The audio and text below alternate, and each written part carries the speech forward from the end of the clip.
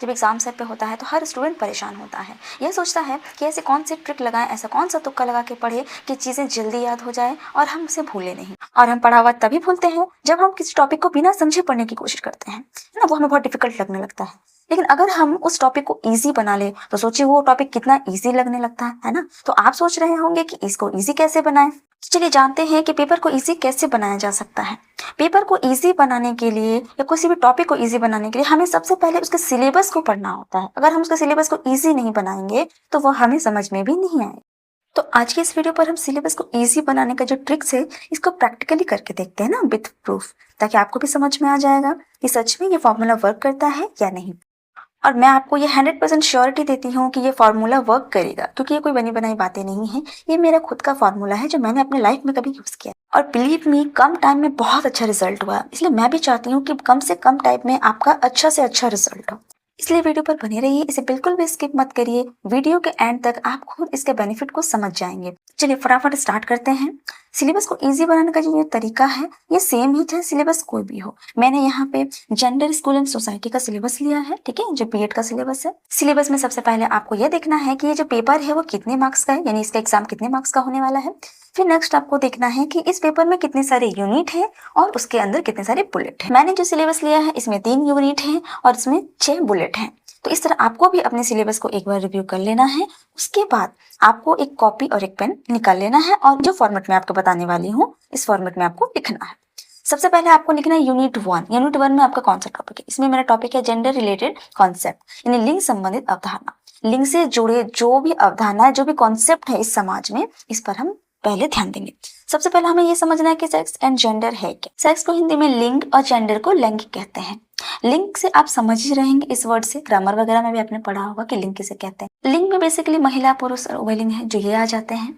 और लैंगिक का मतलब है लिंग से जुड़ी जो भी विशेषताएं, यानी स्त्रीलिंग पुल्लिंग उभयलिंग से संबंधित जो विशेषताएं हैं, समाज में उनकी क्या भूमिका है, उनके साथ कैसा व्यवहार किया जाता है, इससे संबंधित चीजों को आपको यहाँ पढ़ना है।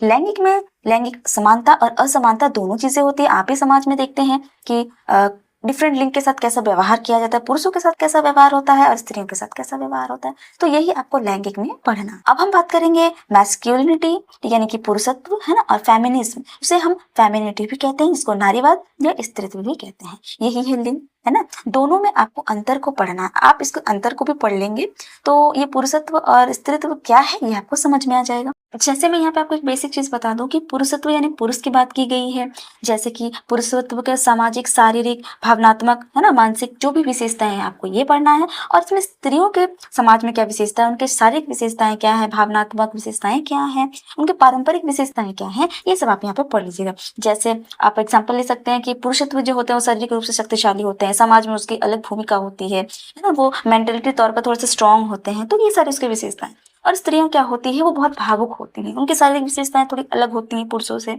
ना। वे शक्ति के मामले में थोड़े से पुरुषों से थोड़े से नीचे माने जाते हैं, उनके समाज में, परिवार में अपनी अलग भूमिका होती है। तो ये सभी चीजें आपको यहाँ पढ़नी है। नेक्स्ट आपको पढ़ना है पैट्रियार्की, जिसे हिंदी में पितृसत्ता कहते हैं। पितृसत्ता का मतलब है जो हमारे पितरों की सोच है, हमारे पूर्वजों की जो सोच है कि इस समाज में स्त्री और पुरुष को कैसा दर्जा मिलता है, उसकी कौन कौन सी भूमिकाएं हैं, है ना। ये सोच जो है ये पीढ़ियों से चली आ रही है। आप ही देखते हैं कि समाज में स्त्री और पुरुष की अलग अलग भूमिकाएं होती है। ये सोच आज से नहीं है, ये पूर्वजों से चली आ रही है ना। ये परंपरा पूर्वजों से चली आ रही है, हमारी पीढ़ियों से चली आ रही है, हमें दादा परदादा, है ना, से ये सोच चली आ रही है। लेकिन आज बहुत सारे बदलाव भी हुए हैं, तो इस पर आपको देखना है। अब नेक्स्ट है जेंडर पैरिटी, यानी लैंगिक समानता। इस समाज में आज देखिए बहुत सारे बदलाव हुए हैं, जिसमें विभिन्न लिंगों को समान अवसर दिए जाते हैं, यानी जो पुरुषों की जो भूमिका है आज स्त्रियां भी निभाती हैं ना। दोनों में समान शिक्षा प्रदान करने की बात की गई है, दोनों को समान दर्जा देने की बात की जाती है। तो ये है लैंगिक समानता। तो इस तरह से लैंगिक समानता का सीधा मतलब है कि समाज में पुरुषों की जो भूमिका है, जो ओहदा है, वो स्त्रियों को भी दी जानी चाहिए। तो ये है समानता। आज बहुत सारे क्षेत्र में ये देखने को मिलता है। नेक्स्ट है जेंडर एसिमेट्री, यानी लैंगिक विषमता। देखिए जहाँ समाज में लैंगिक समानता की बात की जाती है वहीं कहीं ना कहीं हमें लैंगिक विषमता भी देखने को मिलता है। आज भी समाज में बहुत सारे ऐसे क्षेत्र हैं जहाँ पे विभिन्न लिंगों में अंतर की जाती है, पुरुष और स्त्रियों में भी अंतर की जाती है। उसके शिक्षा के क्षेत्र में, उसके आर्थिक क्षेत्र में, स्वास्थ्य क्षेत्र में, है ना, सामाजिक सांस्कृतिक हर क्षेत्र में कहीं ना कहीं आज भी विषमता मौजूद है ना। दोनों में अंतर और भेदभाव किया जाता है। तो इस पर आपको पढ़ना है। आपको पहले बुलेट में बस यही सारी चीजों को पढ़नी है, बहुत ज्यादा समय नहीं है। तो आप गूगल, यूट्यूब कहीं से भी थोड़ा बहुत इस सब टॉपिक को सर्च करके एक बार रीडिंग कर लीजिएगा, ताकि आपको चीज़ें बहुत ही जल्दी और आसानी से याद हो जाएं, है ना। तो पहले बुलेट में हमने ये सारी चीज़ें पढ़ी। अब नेक्स्ट बुलेट में पढ़ना है जेंडर आइडेंटिटी कंस्ट्रक्शन। हिंदी में इसे लिंग पहचान का निर्माण कहते हैं। देखिए, सबसे पहले हमारे लिंग की पहचान कहाँ की जाती है? हमारे घर, हमारे परिवार से, है ना। जब बच्चे छोटे होते हैं तो उन्हें कैसे पता चलता है कि हम लड़की हैं या लड़का है? ये हमारे घर वाले ही हमें समझाते हैं कि तुम लड़की हो तो ये तुम्हारा काम है, तुम लड़की हो तो ये तुम्हारा काम है, तुम्हें ये सारी चीज़ें खानी चाहिए, तुम्हें ये सारी चीज़ें पहननी चाहिए, है ना। ऐसा खाना चाहिए, ऐसा उठना चाहिए, ऐसा बैठना चाहिए, ऐसा व्यवहार करना चाहिए। तो लिंग की सबसे पहली पहचान हमें हमारे घर परिवार से ही मिलती है। नेक्स्ट हम आते हैं हमारे समाज में, है ना। हम अपने घर के बाद हम अपने समाज से कनेक्ट होते हैं, है ना। जब बच्चे थोड़े बड़े हो जाते हैं तो वो समाज के लोगों से मिलते हैं, अपनी दोस्ती यारी बनाते हैं, स्कूल जाते हैं, तो यहाँ भी उन्हें उनके लिंग की पहचान की निर्माण होती है। वहाँ उन्हें यह समझाया जाता है कि तुम इस लिंग के हो, तुम्हारे समाज के प्रति ये दायित्व है, ये भूमिका है। तुम लड़के हो तो तुम्हारे समाज में ये भूमिका है, तुम लड़कियां हो तो तुम्हारे समाज में ये भूमिका है। तो ये भी हमारी सोसाइटी हमें सिखाती है, यहाँ भी हमें एक अलग ही पहचान मिलती है। जैसे स्कूल कॉलेजों में भी आपने देखा होगा कि लड़के और लड़कियों के लिए सब्जेक्ट अलग अलग होते हैं। ये परंपरा से चली आ रही धारणा थी, हालांकि अब ऐसा नहीं होता है, लेकिन ये थी।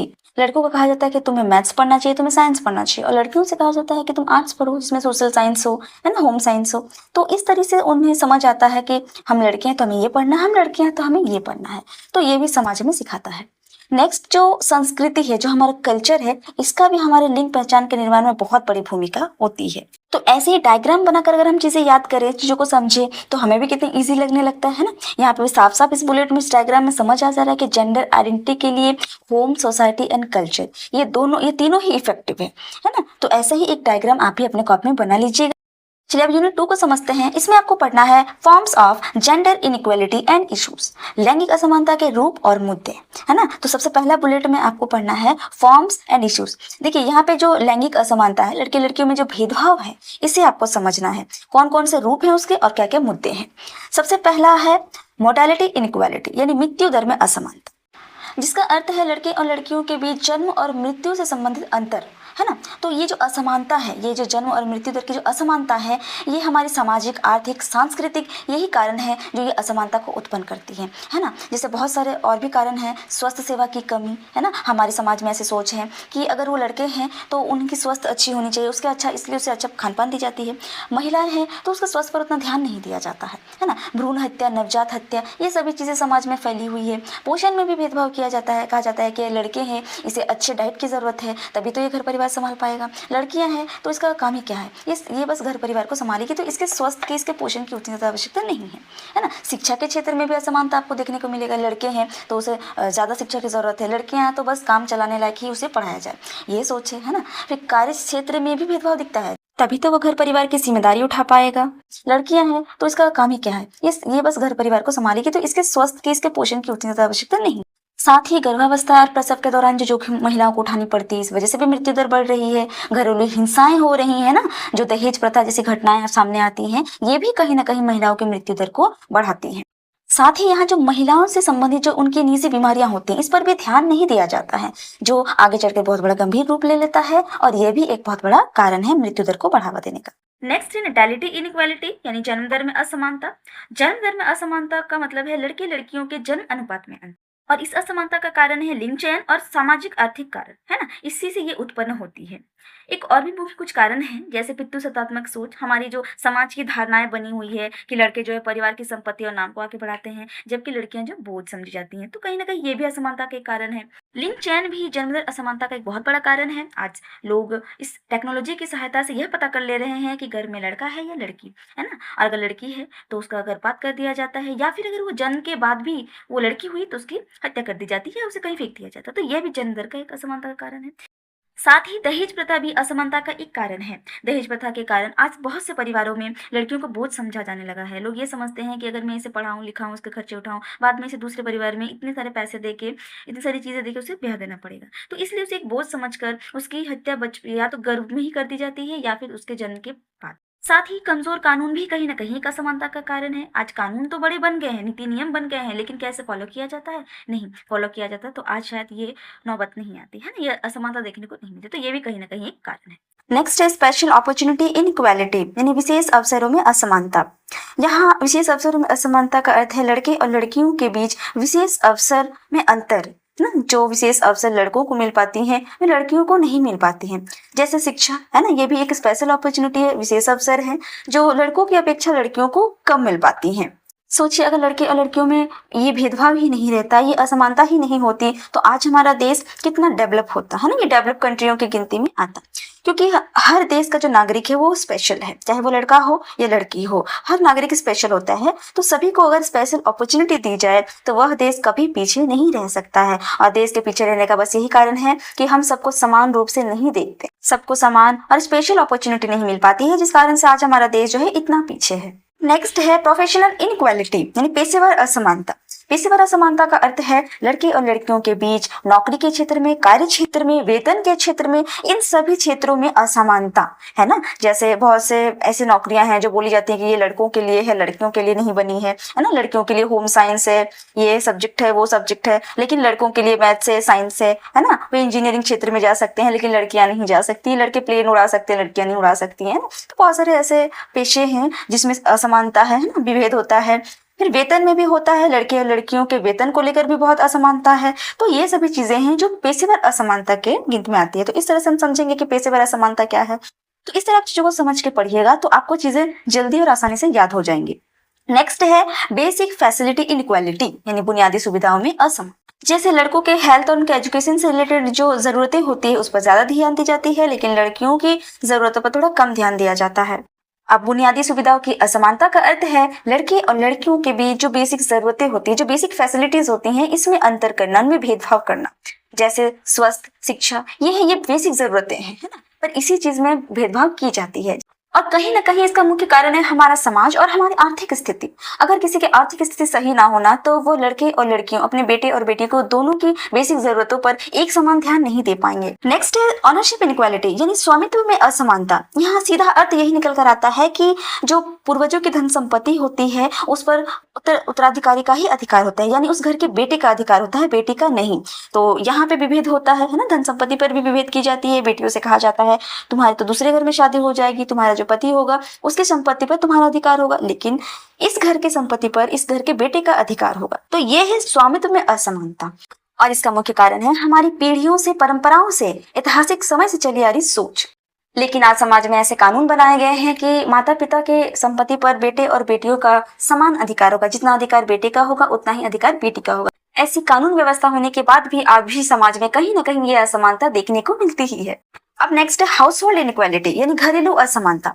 घरेलू असमानता का अर्थ है कि घर परिवार में लड़के और लड़कियों की जरूरतों के बीच असमानता है ना, उनमें विभेदीकरण करना।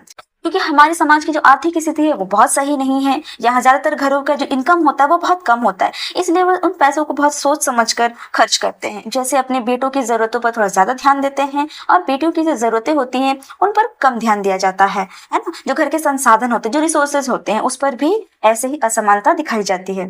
तो इस तरह से आप देख ही रहे हैं कि कैसे एक डायग्राम के भांति अगर हम चीजों को समझते हैं तो हमें चीजें कितनी जल्दी और इजीली याद हो जाती है ना। इस तरह से आप लैंगिक असमानता का एक डायग्राम बनाकर चीजों को समझ सकते हैं, सारे पॉइंट को समझ सकते हैं। एग्जाम में कहीं से भी क्वेश्चन पूछे आप इसको आंसर कर पाइएगा।